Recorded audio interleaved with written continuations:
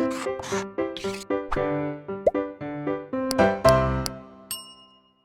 Everyone, my name is Toshi Chaudhary and welcome to blueprint digital. बच्चों, हम पढ़ रहे थे मैथ्स क्लास 11th का चैप्टर नंबर 11 शंकु परिच्छेद यानी कोनिक सेक्शन। अपने पिछले सेशन में हमने एलिप्स की स्टैंडर्ड इक्वेशन यानी दीर्घवृत्त का मानक समीकरण पढ़ा था और आज हम दीर्घवृत्त से संबंधित कुछ क्वेश्चंस करेंगे। हमारा पहला क्वेश्चन है ये आपकी एनसीईआरटी बुक का एग्जाम्पल है। दीर्घवृत्त x² upon 25 plus y² upon 9 equals to 1। ये दीर्घवृत्त की समीकरण दी हुई है। इस दीर्घवृत्त के लिए आपको बताना है कि इस दीर्घवृत्त की नाभियों और शीर्षों के निर्देशांक, दीर्घ एवं लघु अक्षों की लंबाइयाँ, उत्केंद्रता और नाभिलंब जीवा की लंबाई ज्ञात कीजिए। इस क्वेश्चन से बच्चों आपको सारी चीज़ें क्लियर हो जाएंगी कि अगर आपको कोई स्टैंडर्ड इक्वेशन दी गई है तो आप उससे उसकी मेजर एक्सिस, उसका दीर्घ अक्ष कैसे ज्ञात करेंगे, लघु अक्ष कैसे ज्ञात करेंगे, उत्केंद्रता, शीर्ष वगैरह वगैरह, ये सब चीज़ें आप कैसे ज्ञात करेंगे, क्योंकि ये क्वेश्चन हर एक चीज़ को कवर कर रहा है। ठीक है, तो इस क्वेश्चन के अकॉर्डिंग हम देखते हैं। सबसे पहले देखिए दीर्घवृत्त का दिया गया समीकरण क्या है, x² upon 25 plus y² upon 9 equals to 1। ठीक है, हमारे पास दीर्घवृत्त की दो मानक समीकरण है।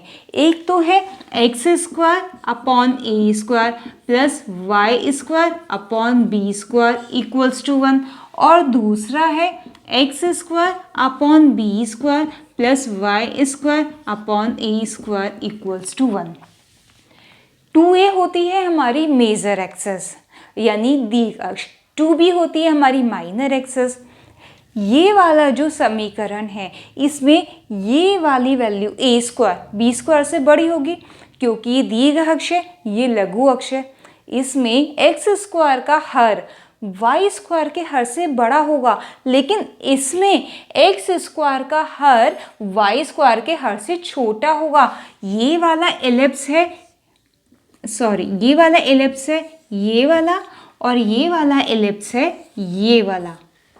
ठीक है, तो अपनी जो दी हुई इक्वेशन है इसको ज़रा कंपेयर कीजिए कि ये वाली समीकरण है या ये वाली समीकरण है। ऑब्वियसली ये वाली समीकरण होगी क्योंकि इसमें x² का हर बड़ा है।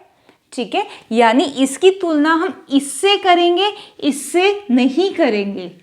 तो जब हम इसकी तुलना इस वाली समीकरण से करेंगे तो a² का मान कितना आ जाएगा, 25। ठीक है, यहाँ से a की वैल्यू आ गई 5। सिमिलरली b² का मान आ जाएगा 9। ठीक है, इससे b का मान कितना आ जाएगा 3। अब a और b हमारे पास आ चुके हैं, तो जितनी भी चीज़ें पूछी हुई हैं सब निकल जाएंगी। ठीक है, वन बाय वन स्टार्ट करते हैं। सबसे पहले नाभियों के निर्देशांक। नाभि क्या होती है, ठीक है, एलिप्स थोड़ा सा मैं हल्का सा बना लेती हूँ। नाभियां क्या होती है, ये फोकाई F1 और F2 जो थे। ठीक है, और इसके निर्देशांक थे कितने, C0 और इसके थे -C0। यानी आपको ये दोनों वैल्यूज निकालनी है नाभियों के निर्देशांक निकालने के लिए। F1 के भी निर्देशांक निकालने हैं और F2 के भी, लेकिन इनके निर्देशांक निकालने के लिए हमें चाहिए C।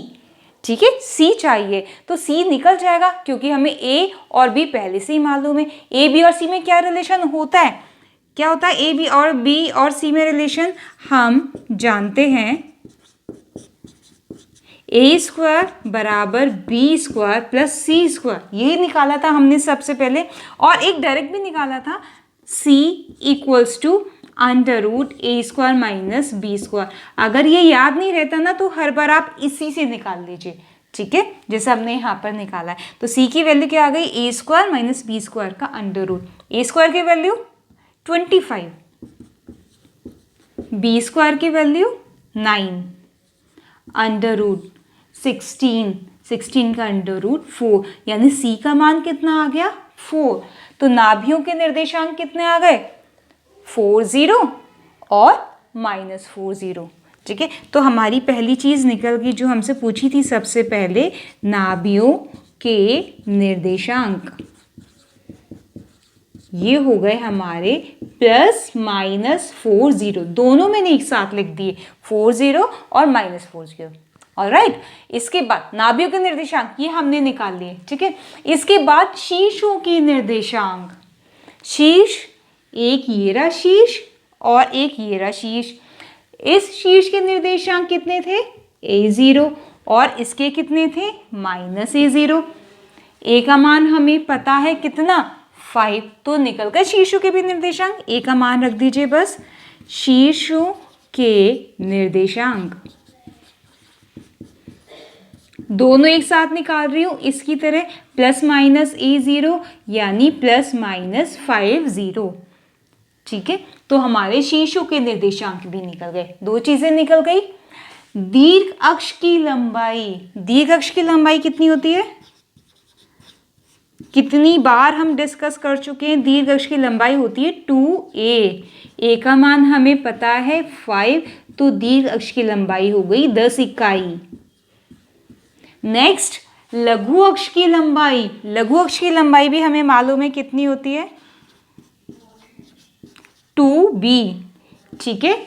ये वाली ये होती है 2b, और b का मान भी हमें पता है 3, तो कितनी हो गई, 6 इकाई, ठीक है। दीर्घ अक्ष हो गया, लघु अक्ष हो गया। इसके बाद ये दोनों चीजें भी हमारी हो गई। अब है उत्केंद्रता। उत्केंद्रता कितनी होती है, उत्केंद्रता जब हमने पढ़ी थी, E क्या था, C/A, यही थी उत्केंद्रता। और C का मान हम ऑलरेडी निकाल चुके हैं। C का मान कितना है, ये रहा C का मान 4, और A का मान गिवन है 5।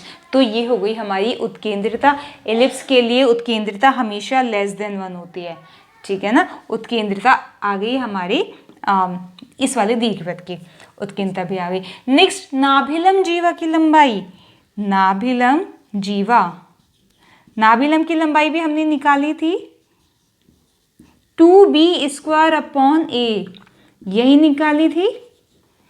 वैल्यूज रख दीजिए 2, b² की वैल्यू 9/a की वैल्यू 5, यानी 18/5, ठीक है, इकाई। तो सारी चीजें हमारी निकल गई ए और बी निकालने से। बस आपको एक चीज ध्यान रखनी है कि आपको कंपेयर इससे करना है या इससे करना है। अगर आपने इस वाली समीकरण को इसके बजाय इससे कंपेयर कर दिया तो सब कुछ गलत हो जाएगा, ठीक है। तो आपको पता होना चाहिए कि ये कौन से वाला एलिप्स है, ठीक है, कि ये कौन से वाला दीर्घवृत्त है। ऑलराइट, जब ये बड़ा है तो ये वाला दीर्घवृत्त है, और जब ये बड़ा है, y² का हर बड़ा है, तो ये वाला परवल है, ठीक है। तो इस वाले परवल के लिए सारी चीजें हमने निकाल ली। नाभियों के निर्देशांक, शीर्षों के निर्देशांक, दीर्घ अक्ष की लंबाई, लघु अक्ष की लंबाई, उत्केंद्रता और नाभिलम जीवा की लंबाई। नेक्स्ट क्वेश्चन, दीर्घवृत्त 9x² + 4y² = 36 के नाभियों और शीर्षों के निर्देशांक, दीर्घ और लघु अक्ष की लंबाइयां और उत्केंद्रता ज्ञात कीजिए। यहाँ भी हमें वही सब करना है, लेकिन जो हमें एलिप्स दीर्घवृत्त दिया हुआ है वो स्टैंडर्ड फॉर्म में नहीं है, तो पहले हम वो क्रिएट करते हैं ना, उसको स्टैंडर्ड फॉर्म में बनाते हैं। क्या गिवन है, 9x² + 4y² = 36। स्टैंडर्ड फॉर्म में कैसे बनेगा, या तो इस 36 को नीचे ले आइए या दोनों साइड 36 से डिवाइड कर दीजिए, एक ही बात है। चलिए क्या आएगा, 36 को जब इसके नीचे लेकर जाएंगे 9x² के नीचे, तो 9 4 जा 36 ये बनेगा, और इसको जब y² के नीचे लेके जाएंगे तो हमारा बनेगा y² / 9, 4 9 जा 36, और इधर आ गया 1। स्टैंडर्ड इक्वेशन बन गई।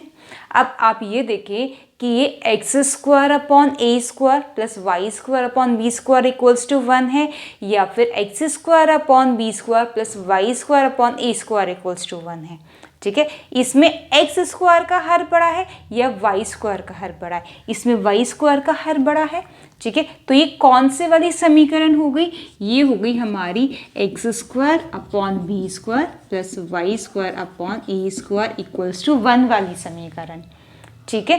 कंपेयर कर दीजिए, कंपेयर करने पे a का मान a² का मान 9 है, तो a का मान 3 है, और बी स्क्वायर का मान 4 है तो बी का मान 2 है, ए और बी के मान आगे कंपेयर करने पर। ठीक है, ए और बी के मान आ गए तो सारी चीज़ें आ जाएंगी। सबसे पहले नाभि, नाभि के लिए क्या चाहिए, सी। ठीक है, नाभि के लिए क्या चाहिए, सी। सी क्या होता है, under root A square minus B square, यही होता है C. A square equals to B square plus C square, या फिर C equals to under root A square minus B square. C A square 9 minus B square 4, कितना आया, √5। सी का मान आ गया √5। सी का मान आ गया तो नाभियां निकल जाएंगी।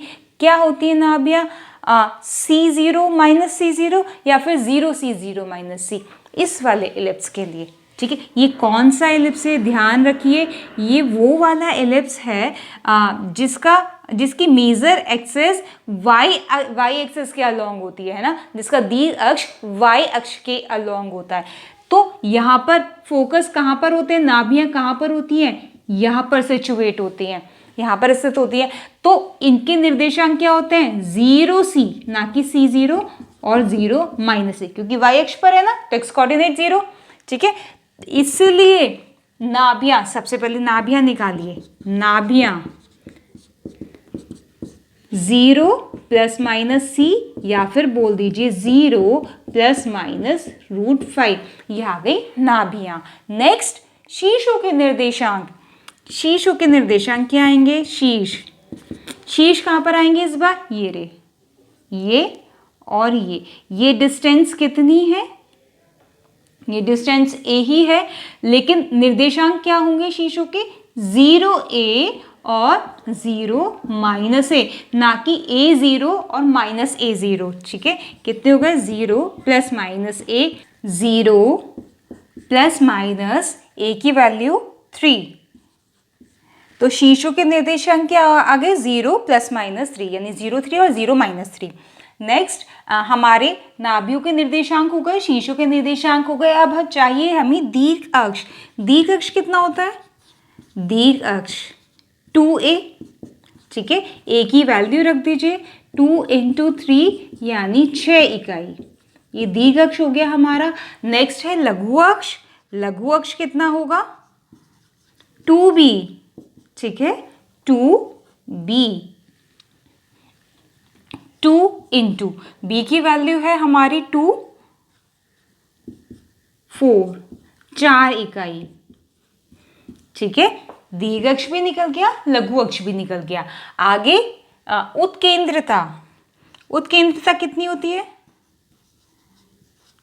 वही C/A, E बराबर C/A। इससे पहले क्वेश्चन में भी हमने की है।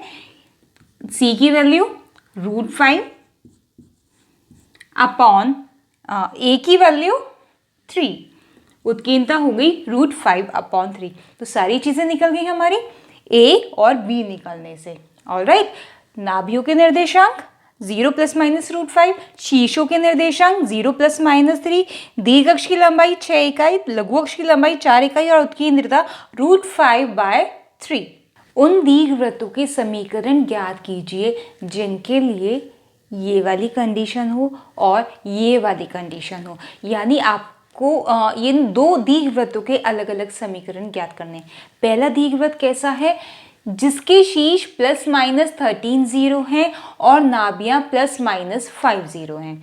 और दूसरा दीर्घवृत्त कैसा है, जिसके दीर्घ अक्ष की लंबाई 20 है और नाभियां 0 प्लस माइनस 5 है। 1 बाय 1 करते हैं। पहले फर्स्ट पार्ट देखिए, फर्स्ट पार्ट, जिसके शीर्ष प्लस माइनस 13 0 है। सबसे पहले तो हमें ये पता चलना चाहिए कि हमारा दीर्घवृत्त कौन सा है, यानी x² प्लस y² है या x² प्लस y² है। ठीक है, हमारा दीर्घवृत्त कौन सा, पहले हमें ये पता चलना चाहिए, उसी के बाद हम दीर्घवृत्त का समीकरण निकाल पाएंगे। चलिए, प्लस माइनस 13 0 शीर्ष हैं दीर्घवृत्त के, ये कहाँ पर लाई करेंगे।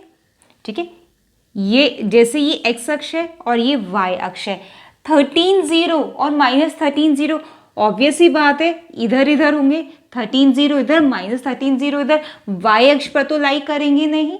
ठीक है, तो ये कौन से वाला दीर्घवृत्त हो गया, जिसकी मेजर एक्सिस एक्स अक्ष के अलोंग होती है और उसकी समीकरण क्या होती है, x square upon A square plus Y square upon B square equals to 1। तो हमें इतना तो पता चल गया कि ये इस टाइप वाला दीर्घवृत्त है। ठीक है, अब हमें सिर्फ क्या करना है, ए और बी के मान निकालने और इसमें पुट करने। ए शीर्ष क्या है, प्लस माइनस 13 0। शीर्ष होते क्या है इस वाले परवलय के, इस वाले परवलय के शीर्ष कितने होते हैं, प्लस माइनस a0। क्या होते हैं शीर्ष, प्लस माइनस a0 और शीर्ष दिए हुए क्या है, प्लस माइनस 13 0। इसका मतलब a का मान 13 हो गया, कंपेयर कर दीजिए, a का मान 13 हो गया, चलो a का मान निकल गया, अब बचा b का मान। दूसरी कंडीशन, नाभियां प्लस माइनस 50। क्या होती है इस दीर्घवृत्त की नाभियां, इस वाले दीर्घवृत्त की नाभियां, नाभियां होती हैं प्लस माइनस C0। ठीक है, और C कितना, ये गिवन कितना है नाभियां, प्लस माइनस 50। यहां से क्या निकल कर आया इन दोनों को कंपेयर करके कि C का मान 5 है। तो यहां से तो हमारा और कुछ गिवन है ही नहीं और हमारा B निकला नहीं, सिर्फ A निकला है और C निकला है। लेकिन जब हमें A और C पता है तो B निकल जाएगा। क्या रिलेशन है, रिलेशन है a स्क्वायर बराबर B square plus C square. यहाँ से बी स्क्वायर का मान कितना आ जाएगा, ए स्क्वायर माइनस सी स्क्वायर। ठीक है, ए का मान, सी का मान, ए का मान 13 तो ए स्क्वायर का मान 169, सी का मान 5 तो सी स्क्वायर का मान 25 आया 144। बी स्क्वायर का मान कितना आ गया, 144 आ गया। बी निकालने की जरूरत तो है ही नहीं क्योंकि हमें तो बी स्क्वायर चाहिए। बी निकालना भी हो तो यहाँ कितना आ जाएगा, 12 आ जाएगा। ठीक है, लेकिन हमें बी की जरूरत नहीं है, हमें सिर्फ समीकरण चाहिए। इसलिए दीर्घवृत्त का समीकरण कितना आ गया, एक्स स्क्वायर अपॉन ए स्क्वायर 13 का square 169 plus Y square upon B square यानी 144 बराबर 1। ये आ गया हमारे दीर्घवृत्त का समीकरण, इस वाले दीर्घवृत्त का समीकरण। ठीक है, दूसरे पार्ट पर आते हैं। हमें उस दीर्घवृत्त का समीकरण निकालना है जिसकी दीर्घ अक्ष की लंबाई यानी 2a, यही होती है ना दीर्घ अक्ष की लंबाई, कितनी गिवन है 20। यहां से भैया a का मान तो हमारा तुरंत निकल गया 10, a का मान तुरंत निकल गया। अब निकालना क्या है, क्या गिवन है इसके अलावा, नाभियां गिवन है, नाभियां 0 प्लस माइनस 5 ये गिवन है नाभियां। ठीक है, ये नाभियां कौन से अक्ष पर होंगी, एक्स अक्ष पर या वाई अक्ष पर, ये होंगी वाई अक्ष पर। ये वाई अक्ष की नाभियां है ना, और वाई अक्ष पर जब नाभियां होती है तो नाभियों के निर्देशांक होते क्या है, 0 प्लस माइनस सी, यही तो होते हैं। कंपेयर कर दीजिए, सी का मान कितना आ गया 5, ए का मान भी आ गया, सी का मान भी आ गया, बचा क्या बी, क्योंकि वो ही उसी से हमारी समीकरण बनेगी ना। चलिए बी का मान निकालिए, बी कितना आ गया, b square equals to a square minus c square. अब ये रिलेशन यहाँ भी लिखा था हमने, ये रहा। ठीक है, b square equals to a square minus c square. A square 10 square 100 minus c square 25, तो कितना आ गया 75। बी निकालने की जरूरत ही नहीं है, सिर्फ बी स्क्वायर चाहिए हमें, वो हमारा आ गया 75। अब बात है ए स्क्वायर और बी स्क्वायर का मान उठाकर समीकरण में रख दें, लेकिन समीकरण तो अभी हमने बनाई नहीं। कौन सी समीकरण होगी, ये वाली या दूसरे वाली, ये वाली कौन सी थी जिसमें मेजर एक्सिस एक्स अक्ष के अलोंग थी, ये वाली कौन सी है जिसमें मेजर एक्सिस वाई अक्ष के अलोंग है। नाभियां वाई अक्ष पर है ना, तो मेजर एक्सिस भी वाई अक्ष पर हो गई। ठीक है, और उस वाले दीर्घवृत्त की समीकरण होती क्या है, x square upon B square plus Y square upon ए स्क्वायर बराबर 1, यही होती है समीकरण। वैल्यूज रख दीजिए ए और B, X square upon B square 75 plus Y square upon ए स्क्वायर 100 बराबर 1, आ गया दीर्घवृत्त का समीकरण। नेक्स्ट क्वेश्चन देखिए, उस दीर्घवृत्त का समीकरण ज्ञात कीजिए जिसका दीर्घ अक्ष एक्स अक्ष के अनुदिश है और जो बिंदु 4,3 और -1,4 से होकर जाता है। तो हमें क्या निकालना है, उस दीर्घवृत्त का समीकरण निकालना है जिसका दीर्घ अक्ष एक्स अक्ष के अलॉन्ग है, यानी मेजर एक्सिस कौन सी है, एक्स अक्ष के अनुदेश है, यानी समीकरण कौन सा हो गया, एक्स स्क्वायर अपॉन ए square plus Y square upon B square बराबर 1। ये वाला समीकरण हो गया दीर्घवृत्त का। ठीक है, इसका ये समीकरण हमें निकालना है, यानी ए और बी के मान हमें निकालने हैं।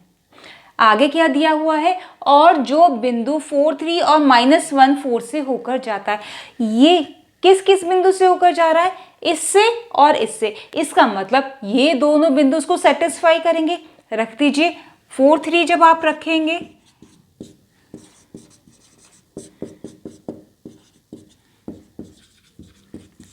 फोर थ्री जब आप रखेंगे, इसमें x की जगह पर 4, y की जगह पर 3, 4 4 जा 16 अपॉन ए स्क्वायर प्लस y की जगह पर 3 9 अपॉन बी स्क्वायर। ठीक है, 16 upon A square plus 9 upon B square equal to 1। ये हो गई समीकरण नंबर सेकेंड, उसको हमने फर्स्ट मान लिया था। ये वाला पॉइंट इसको सेटिस्फाई कर रहा था, तो ये आ गया, ये वाला पॉइंट भी इसको सेटिस्फाई करेगा, तो क्या आएगा। अब हम क्या रखेंगे समीकरण एक में, ये वाला पॉइंट -1 4। ठीक है ना, क्यों रख रहे हैं हम, क्योंकि ये दोनों पॉइंट इस पर लाई करते हैं, इसलिए रख रहे हैं ना। पहला पॉइंट रख चुके, दूसरा रख रहे हैं। एक्स स्क्वायर की जगह पर -1 का स्क्वायर यानी 1 अपॉन ए स्क्वायर प्लस वाई स्क्वायर की जगह पर 16 upon B square equals to 1। देखिए इक्वेशन नंबर सेकेंड और equation number third, a square और बी स्क्वायर हैं दोनों जगह पर, यानी ए और बी में दो समीकरणें बन गई हैं। दोनों को सॉल्व करके साइमल्टेनियसली ए स्क्वायर और बी स्क्वायर का मान निकाल लेंगे। ठीक है, कैसे निकालेंगे, किसी भी ए की कॉफिशिएंट को आप बराबर कर लीजिए।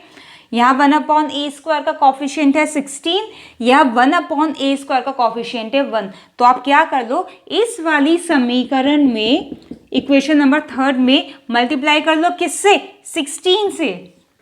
16 से जब आप मल्टीप्लाई कर लोगे तो क्या बन जाएगा, 16 अपॉन ए स्क्वायर प्लस 16 इंटू 16 यानी 256 अपॉन बी स्क्वायर बराबर 16।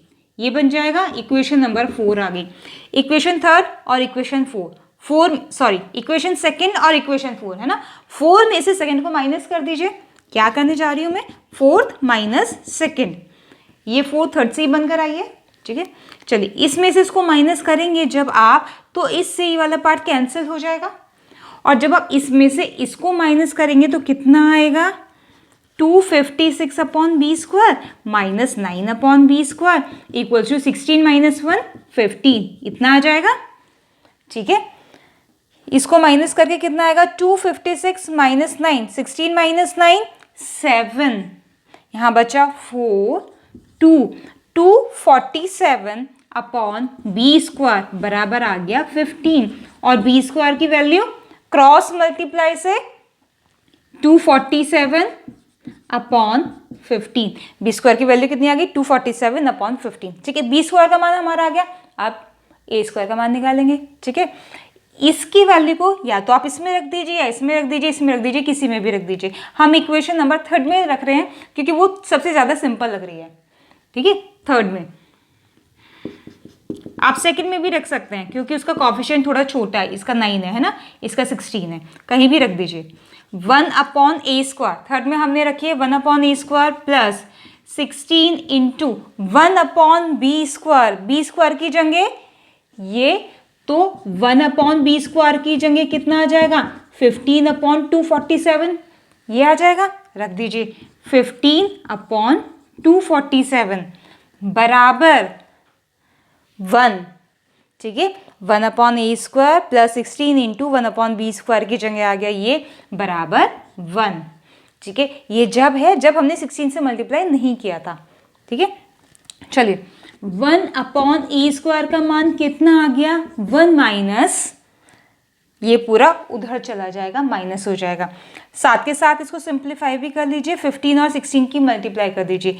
15 6 जा 90 की 0 हासिल गया 9, 15 1 जा 15 और 9 24, 240 अपॉन 247, इधर सिंप्लीफाई कर लीजिए, आ जाएगा 7 अपॉन 247।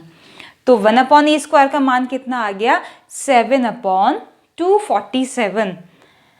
ए स्क्वायर का मान पता चल गया और बी स्क्वायर का मान पता चल गया। दोनों वैल्यूज उठाकर इक्वेशन नंबर 1 में रख लीजिए तो समीकरण क्या आ जाएगी, मैं यहाँ कर दे रही हूँ, ठीक है, ए स्क्वायर और बी स्क्वायर, या बोल दीजिए 1/a स्क्वायर और 1/b स्क्वायर का मान समीकरण 1 में हम रखेंगे।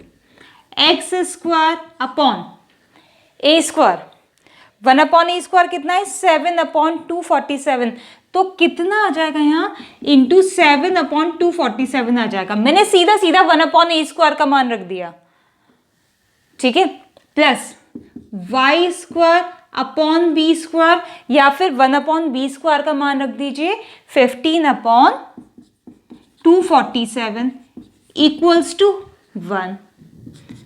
7x square plus 15y square, 247 उधर पहुंच गया, 247 क्या आ गया जी, ये आ गई हमारी समीकरण। हम इसको ऐसे भी छोड़ सकते थे, ठीक है, ऐसे भी छोड़ सकते थे, ठीक है, लेकिन सिंप्लीफाइड फॉर्म ना देखने में ये लग रही है तो हमने इसको ऐसे रख लिया। अदरवाइज अगर आपको बिल्कुल एग्जैक्टली स्टैंडर्ड इक्वेशन बनानी है तो आप क्या करते, आप यहाँ पर करते एक्स स्क्वायर अपॉन ए स्क्वायर, ए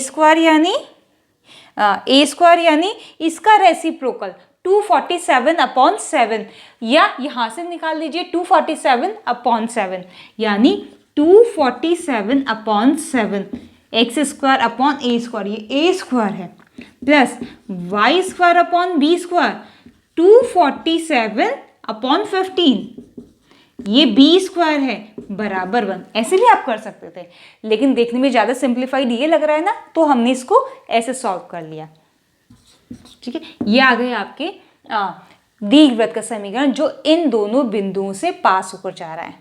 तो बच्चों आज हमने दीर्घवृत्त से रिलेटेड कुछ क्वेश्चंस किए, होप कि आपको सारे क्वेश्चन सही से समझ में आए होंगे। आज की वीडियो के ऊपर बेस्ड आपका क्वेश्चन है ये, उस दीर्घवृत्त का समीकरण ज्ञात कीजिए जिसका केंद्र 0 0, दीर्घ अक्ष y अक्ष की अनुदिश हो, ठीक है, और जो बिंदुओं 3 2 और 1 6 से होकर जाता हो। ये क्वेश्चन बच्चों आपने सॉल्व करना है। बच्चों आपने ये भी बताना है कि आपको हमारा आज का वीडियो कैसा लगा। अगर वीडियो अच्छा लगा हो तो लाइक कीजिए और दोस्तों के साथ शेयर कीजिए। अगर अभी तक आपने हमारे चैनल को सब्सक्राइब नहीं किया है तो do subscribe and don't forget to press the bell icon. मिलते हैं नेक्स्ट वीडियो में, टिल देन बाय बाय।